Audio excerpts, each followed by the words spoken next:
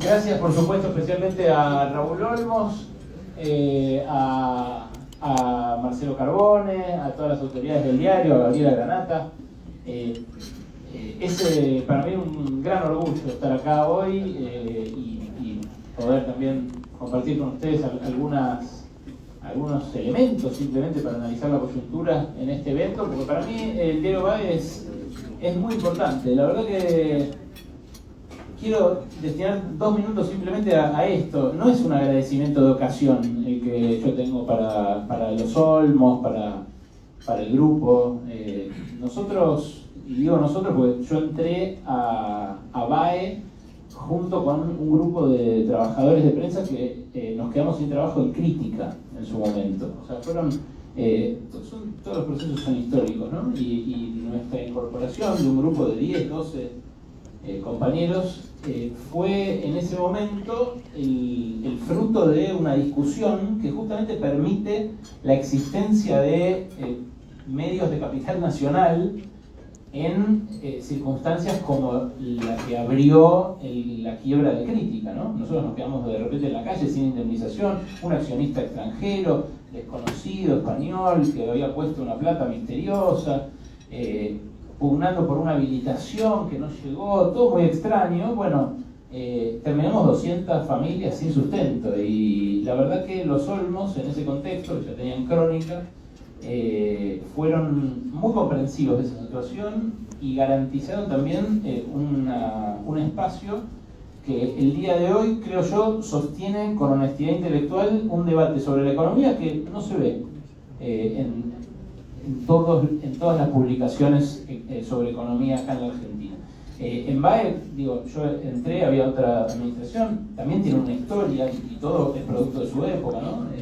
BAE nace en el momento de las posprivatizaciones, tenía mucho peso de ese tipo de impronta, también tenía esa publicidad, y era muy distinto ese BAE de los años 90 del BAE después del Polski, en el cual no se ponía la palabra inflación en los títulos. Y es muy distinto el BAE de ahora y de todo este tiempo, en el cual, por supuesto, como decía Rossi, se procura saltar la grieta más que por una cuestión de negocios, por una cuestión de ahorro de tiempo. Muchos de los medios que se regodean en la grieta, de algún modo, consumen la que venden, ¿no? Y terminan deteriorando mucho su calidad informativa en aras de subirse a una que es rentable en el corto plazo, en rating y demás, pero que realmente precariza mucho el contenido y menosprecia mucho al lector, al televidente o al oyente. Me parece que para analizar la coyuntura tenemos que usar una palabra que es incertidumbre, que es algo que marca tanto la realidad local como la realidad internacional. Digo que transitamos una crisis sobre otra porque, por un lado, Argentina viene de un mil hojas de crisis, primero del estancamiento en los últimos 2 años del tercer gobierno kirchnerista, que fue lo que le puso fin a ese ciclo. Después, el estallido caótico del plan económico de Macri, que tuvo sus 3 devaluaciones con un impacto demoledor sobre los salarios. Y después el gobierno de Alberto Fernández, que navegó como pudo la pandemia, pero que también por sus déficits de gestión y por sus déficits de armado y de diseño del ejercicio del poder, terminó en el descalabro que estamos transitando hoy. Es un descalabro que no sabemos si va a poder remontar a tiempo, pero que sí sabemos que va a estar muy teñido por la otra crisis, que es la crisis mundial. Además de incertidumbre, ahí tenemos que agregar otros sentimientos que afloran en la población a nivel mundial, estoy diciendo, que son la insatisfacción, la impaciencia, la sensación de ahogo en un sistema que primero nos acercó a la muerte como nunca antes en la pandemia, y después nos mostró hasta qué punto era frágil lo construido justamente en 25 años, porque las cadenas globales de valor, por ejemplo, son algo que se entrelazó como nunca en estos últimos 25 años y que ahora, al calor de la crisis post-pandemia y también de la guerra y las guerras por venir, empezamos a descubrir como muy endeble, y por eso la tendencia hoy es el nearshoring, es el acortamiento lo más posible de esas cadenas globales de valor. Si uno mira la información internacional, Ibae eso lo hace muy cuidadosamente y muy concienzudamente, se va a dar cuenta de que estamos todo el tiempo ante noticias catástrofe, pero catástrofe en serio. Este fin de semana, por ejemplo, Israel bombardeó Gaza, la franja de Gaza, murieron 24 civiles, entre ellos 6 niños, y claro, esto es algo que conmueve hasta las tripas, ¿no? Uno ve eso y ve también, obviamente, el drama humanitario en Ucrania, la invasión rusa, y se conmueve, necesariamente se conmueve si es humano, pero al margen de esa conmoción, lo que yo los invito a hacer es a incorporar eso a la ecuación económica de sus empresas, de los lugares donde ustedes trabajan, de los países a los que representan. Veo acá también varios enviados de embajada. Es una incertidumbre que cruza todos los mercados y que cruza a todas las democracias. Solamente en esta semana que pasó, además de esta noticia de Israel, supimos que Europa aprobó un límite del 15% en el uso del gas para el próximo invierno. Una Europa que también tiene a Francia, que aprobó un paquete de ayuda de 30.000 millones de euros para sus familias, para que no paguen los aumentos del costo de la energía, en muchos casos duplicados. Bueno, todas las semanas vemos que tal país lanza un cheque de 300 euros por familia, más 100 euros por hijo, para pagar la luz, para pagar la nafta, para pagar el gasoil. Es algo que, bueno, España se quedó sin hielo el viernes por la crisis energética. Pedro Sánchez la semana pasada recomendó que no usen corbata. Dijo, por favor, no usen corbata porque hace subir el aire, hace que usen más el aire acondicionado. Hay algunos analistas que están anticipando ya para el próximo invierno que en Alemania van a repuntar las muertes de frío. En Alemania, las muertes de frío. Entonces, es tal la crisis de nuestro sistema de producción, de las cadenas globales de valor y demás, que no se puede empezar de otra manera este análisis que analizando la guerra. La guerra es algo que va a teñir los próximos años de manera indiscutible, y uno lo ve en el ataque de Israel a Gaza este fin de semana, pero el fin de semana pasado había habido un comunicado de la OTAN advirtiendo que Kosovo estaba en peligro por el ataque serbio, naciente del enviado de Armenia. Esta misma semana hubo un pacto entre Turquía y Rusia para que Turquía le compre a Rusia el gas en rublos, que no le está vendiendo a Europa, pero Turquía es miembro de la OTAN. Entonces, fíjense ustedes hasta qué punto este contexto, lo de Nancy Pelosi en Taiwán. Taiwán produce el 54% de los microprocesadores que se usan en el mundo.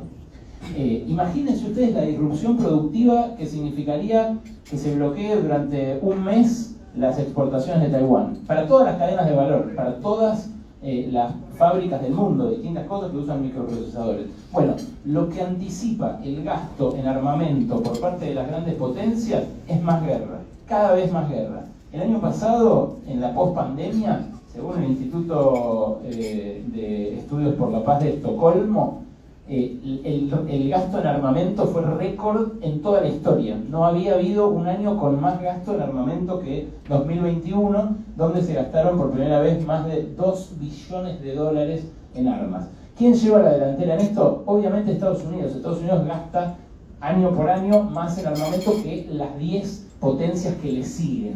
Ahí tenés la segunda, que es China, la tercera, que es India, la cuarta, que es Gran Bretaña, y la quinta, que es Rusia. Y fíjate la diferencia, fíjense ustedes la diferencia que hay entre Estados Unidos y Rusia, o entre Estados Unidos y China, y más allá de esa diferencia, como hay 12.000 ojivas nucleares repartidas entre las 7 potencias que tienen este poder de daño, cualquier evento entre estas potencias sería, si se llega al extremo, la destrucción del planeta. Cada una de esas 12.000 ojivas tiene 1.000.000 de veces la potencia destructiva que tuvieron las de Hiroshima y Nagasaki, que se cumplió este fin de semana, un nuevo aniversario de esa atrocidad. Y este es el contexto en el cual se desenvuelve la nueva globalización, un contexto de desconfianza, guerra, sospechas cruzadas y incertidumbre, de vuelta, más incertidumbre. Es ahí donde se inscribe la discusión sobre los dólares en Argentina, y por eso empiezo por acá, porque así como todos habríamos querido comprar acciones de Zoom la semana antes de la pandemia, o todos habríamos querido, no sé, comprar trigo 2 meses antes, futuros de trigo 2 meses antes de que estalle la invasión rusa a Ucrania, no sabemos, pero puede haber eventos que generen disrupciones de ese nivel, de ese calibre, en los próximos meses y en los próximos años. Y esa es la globalización que le va a tocar navegar a lo que le queda de esta gestión y a la gestión que viene. Es una globalización en la cual ningún poder es demasiado firme, ningún poder político está exento de situaciones contestatarias, y donde, bueno, vimos caerse por primera vez en varias décadas, un presidente de Estados Unidos que se presenta a la reelección y no accede a ella, un primer ministro como Mario Draghi, un tipo que venía a poner su experiencia al frente de Europa para salvar el sistema político italiano, derretido, Boris Johnson derretido. En ese contexto es que se da la disputa fratricida, locoide, absolutamente incomprensible, que aqueja al gobierno del Frente de Todos y que por ende nos salpica a todos nosotros como argentinos. Pero lo contencioso, lo problemático, lo conflictivo está dado obviamente por la economía. Y fíjense ustedes en la siguiente cómo se puede ver por estrato. Esto se hace agarrando la base de datos del INDEC de EPH y haciendo el 40% siguiente y el 20% superior, que es el estrato alto. Acá tienen cómo evolucionaron los ingresos reales en la segunda parte del gobierno Macri, o sea, en el desbarranque de la política económica de Cambiemos, y en la primera parte de este año. En todo ese lapso, los ingresos totales cayeron 19%, pero los ingresos de los estratos medios y bajos cayeron más. Ahí ven cuánto más. Los estratos altos, no les quiero tocar a ustedes, los estratos altos perdieron 15% de poder adquisitivo, mientras los bajos llegaron casi al 22%. Hay mucha diferencia, y esto marca algo que vamos a ver más adelante, la realidad de los trabajadores pobres, un fenómeno que hasta ahora no existía ni siquiera en el momento de máximo deterioro de la política económica de Cambiemos.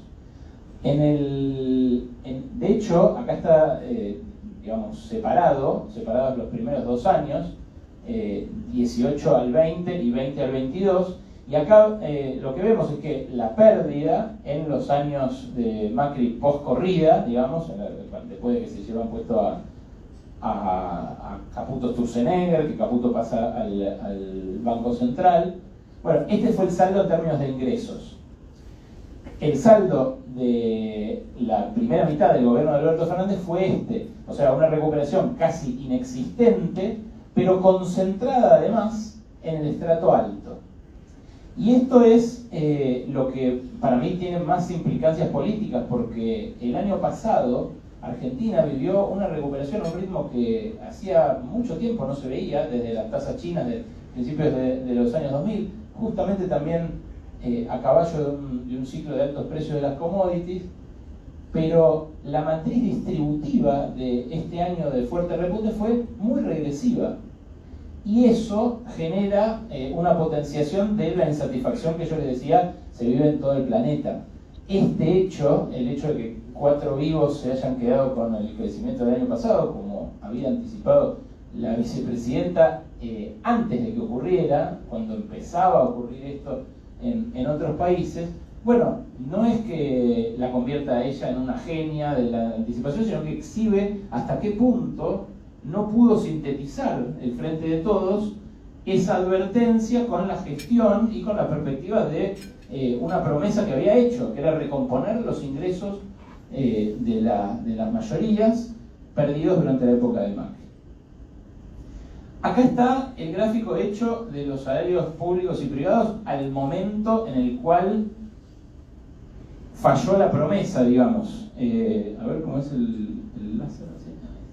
Ahí vemos que había habido una recuperación el año pasado, una tenue recuperación, pero recuperación al fin, que ponía a los salarios del sector privado por encima de los vigentes en el momento en el que asume Alberto Fernández y Cristina Fernández. Lo mismo en abril, antes de esta caída del año 2022, los salarios públicos también habían conseguido recuperar, después de este fuerte ajuste, habían conseguido recuperar un nivel y parecían estar en tren de recuperar. No todo esto, por supuesto, pero al menos una parte de lo perdido. Bueno, desde ese momento hasta ahora todo fue barranca abajo mal. Obvio, este es el dato de abril, después vino el dato de mayo, el dato de junio y, ni que hablar, el dato de julio, que va a marcar una inflación demoledora.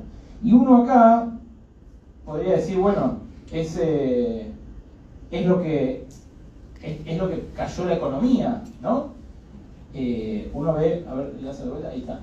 Uno ve que acá hubo años de recuperación, acá hubo un año de recuperación de la economía, en el año 2017, fuerte recuperación, pero después hubo años de caída económica. Entonces acá uno podría decir, bueno, es la recesión que se lleva, digamos, puesta parte de los ingresos de un sector de la población que son los trabajadores. Ahora, ¿qué pasó en este último año, en el año de los 4 vivos?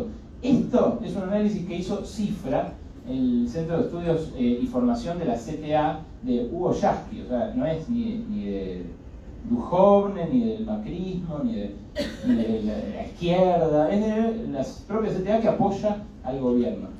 Y esto, en términos de economía política, o sea, de distribución del excedente, es muy elocuente, porque lo que muestra es cómo se dio ese proceso de concentración durante el año de fuerte recuperación post-pandemia. La productividad sube, o sea, el producto por obrero sube y el salario medio baja. El resultante de eso, obviamente, es un incremento del excedente bruto de explotación que, según este estudio, implica una transferencia de ingresos del sector trabajador al sector empresario que supera la transferencia que había habido durante la época de Macri. O sea, si en todo este periodo vimos una transferencia de $70.000 millones de excedente de trabajador a empresarios, bueno, esos 70.000 millones fueron 30.000 durante los 3 años del desbarranque del plan Macri, incluyendo el despilfarro de los 44.000 millones de dólares que llegaron del Fondo Monetario, pero 40.000 millones se transfirieron durante el gobierno peronista del Frente de Todos. Eso es algo muy problemático en términos políticos, y es algo que evidentemente va a impactar en la elección del año que viene. Acá incorporo un análisis que hace el CETID, que es el Centro de Estudios de Carlos Tomada en la Universidad de San Martín. Me parece muy interesante porque la promesa del gobierno, el principio de su gestión, que era atender primero a los últimos, es algo que de algún modo ocurrió a caballo de la asistencia de la tarjeta alimentar, de los refuerzos de los programas sociales, de la ampliación de la base de los programas sociales también, que es muy criticada hoy, y que incluso la vicepresidenta, en un giro discursivo muy parecido al que tiene buena parte de la oposición, dijo que es tercerizar la ayuda. También, ¿no? Yo hablaba al principio del proceso histórico que tuvo BAE, de todas las cosas que fue BAE durante su vida. Bueno, el 1.300.000 beneficiarios de los programas sociales también son producto de una historia. No es la tercerización de la ayuda social simplemente como se puede ver desde hoy. Los primeros piqueteros aparecieron cuando nacía BAE como resultado de la intervención política de la gente que se quedaba fuera de aquel sistema de economía de mercado, más integrado al mundo, un planteo, digamos, como uno esquemáticamente podría decir, neoliberal. Bueno, los sobrantes de ese momento salieron a la ruta, fueron asesinados varios de ellos en distintas represiones y obtuvieron a cambio de eso, de esa movilización, un reconocimiento como ciudadanos que era una forma de sobrevivir, aún sin que el mercado les dé la patente de incluidos en el mercado laboral. Bueno, esa deriva histórica hay que revisarla para no caer en simplificaciones y para entender cuál es el conflicto que se desarrolla ayer en San Cayetano, cuál es el conflicto que se va a desarrollar esta semana con las movilizaciones que va a haber, por qué este año es el año en el que más piquetes hubo de toda la historia de la Argentina. Esto ayuda a entenderlo y muestra hasta qué punto este quintil, este 20% de la población, fue el que sufrió en buena medida el mayor costo de la crisis. En los anteúltimos es donde trabaja también el sector de ultraderecha que creció en estos últimos 2-3 años, a caballo justamente del deterioro en las condiciones de vida, pero también del resquemor o el resentimiento que puede generar la red de contención de los últimos. Entonces, uno dice, ¿cómo puede ser que en un contexto así lo que crezca es una división que separa a dos colectivos muy similares, ¿no? Bueno, ocurre porque en el caso de la Argentina, pero en general en todo el mundo, lo que se está viviendo es una concentración del ingreso pasmosa, una concentración como nunca habíamos visto, que hace que esta distribución del ingreso sea el resultado de fuertes enriquecimientos, incluso hasta de secesiones, ¿no? O sea, hay un sector, ya que hablamos de capitalismo nacional, hay un sector del empresariado o de los dueños del capital, pues ya ni siquiera sé si se debería decir empresariado, que empieza a autonomizarse del propio país y que a caballo de discursos que la verdad que no se entienden si parten de una dirigencia con vocación realmente de hegemonía nacional, se van físicamente del país. O sea, abandonan la gestión in situ de sus propias empresas con el argumento de hay demasiados impuestos, hay un gobierno que me genera desconfianza, hay una situación en la cual no me siento bienvenido. Bueno, eso es un fenómeno que viene desde hace 40 años en países como Francia, acuérdense de Gerard Depardieu yéndose a Rusia, por ejemplo, pero que acá me parece que sintoniza con parte del intento de canalizar esa insatisfacción hacia políticas muy regresivas y que en el fondo van a tener que ser muy represivas para pasar. ¿Qué es lo que pasa con esos anteúltimos? Bueno, esos sí, ya voy redondeando. Esos anteúltimos empiezan a ser mayoritariamente, no mayoritariamente, pero empiezan a ser crecientemente pobres, cuando no estaba acostumbrado ese sector de la población a pasar ese tipo de privaciones en los últimos años. Fíjense cómo se concentran los indigentes en el último quintil, en parte por la asistencia esta que yo estaba diciendo, el plan alimentario y los esfuerzos de ingresos de distintos tipos, pero cómo en este quintil empieza a haber, en concomitancia con un desempleo bajísimo, lo hablábamos con Raúl justamente, ahora en el break, en concomitancia con un desempleo bajísimo, ingresos de trabajadores activos que son pobres. Bueno, ese es un fenómeno también muy corrosivo política y socialmente. Piensen ustedes en el modelo que pregonaba el peronismo en sus inicios, la integración social, el trabajo a la casa, de la casa al trabajo. Ahora no te alcanza para ir del trabajo a la casa y del trabajo a la casa. Es un problema muy serio en términos de relato, de proyección y en términos de cómo naufragan en este momento, o al menos no naufragan, 1000 veces se dijo que el peronismo iba a dejar de existir, pero no estoy diciendo eso ni mucho menos, pero sí digo que las dos grandes narrativas políticas que enhebraron estos 20 años, desde la crisis 2001-2002 hasta acá, están en un momento de fuerte cuestionamiento, de muy fuerte cuestionamiento. Hay que ver las encuestas. Yo estuve viendo una de analogías, por ejemplo, que encargó el kirchnerismo directamente. Hay que ver cómo cuestionan dentro de los votantes y los partidarios de Cristina a Cristina misma, o al peronismo, o a ese relato de la historia. Ni que hablar el descontento que dejó Macri después de la gestión calamitosa que hizo, ¿no? Pero están esas dos, en el mismo momento, en el mismo lugar, esas dos narrativas siendo cuestionadas por quienes las aprendieron como forma de entender el mundo en estos 20 años. Y voy cerrando. Últimas dos. Esto es una muestra de que no alcanza con incorporar de la manera en que incorporaron los programas de asistencia social. Cuando empezaron los programas Argentina Trabaja, que tenían 200.000 beneficiarios, no más, en la época de 2009-2010, ganaban 1.200 mangos. Esto es plata de 2009-2010, es un informe que hizo Fundar con el sacerdote Sarazaga, que es el CIAS. Ese es su centro de estudios. Fíjense cómo en determinados momentos se recomponen, pero cómo el programa social que cobraba 1.200 en 2009, hoy pesos de esa época cobra 400.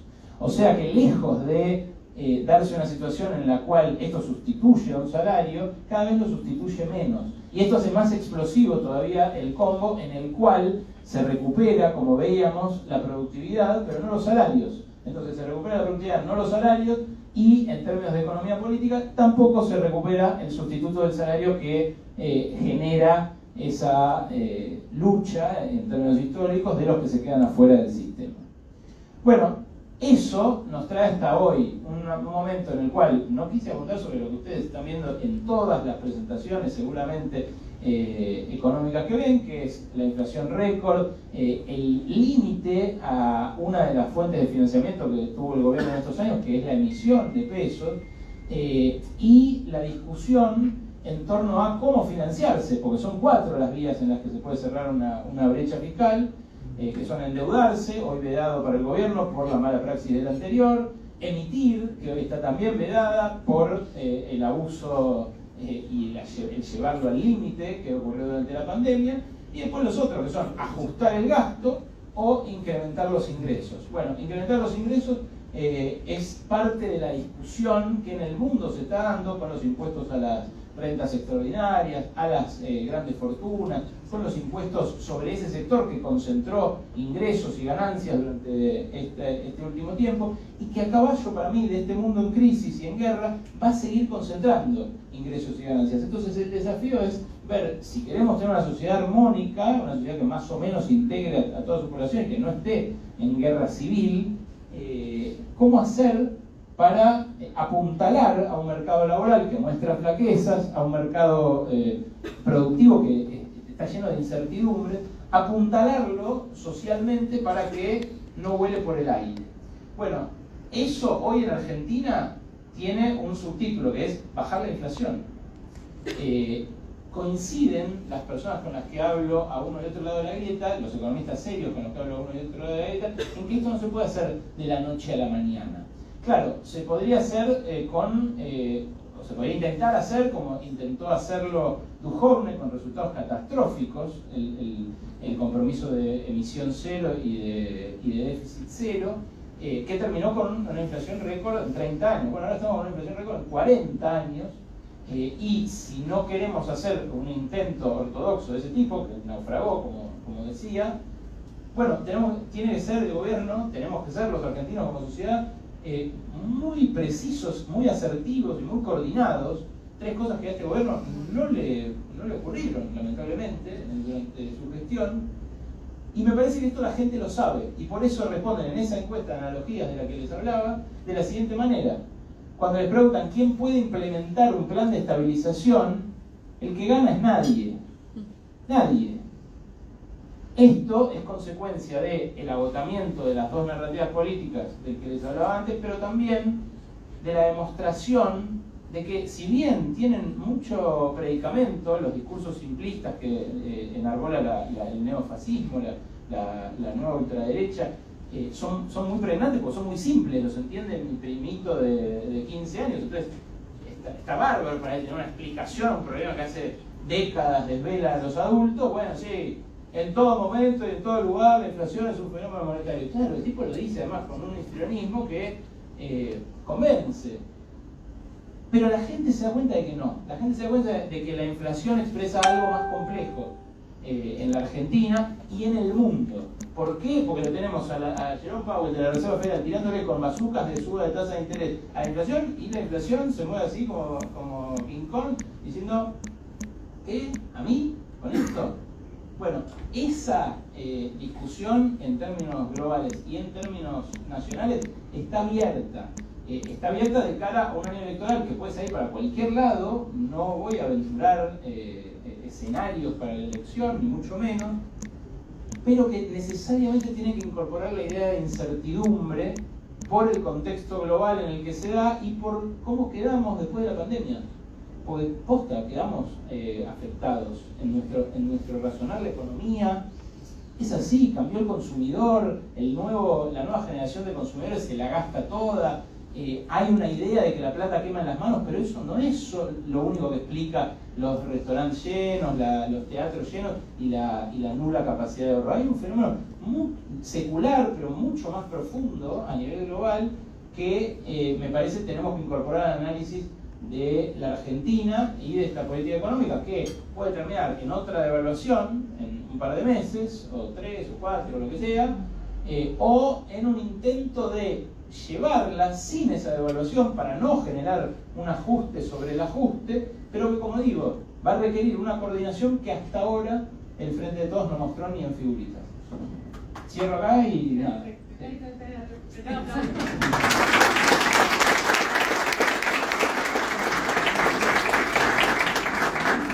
Muchas gracias, Ale. Nos vamos a quedar sin tiempo para las preguntas.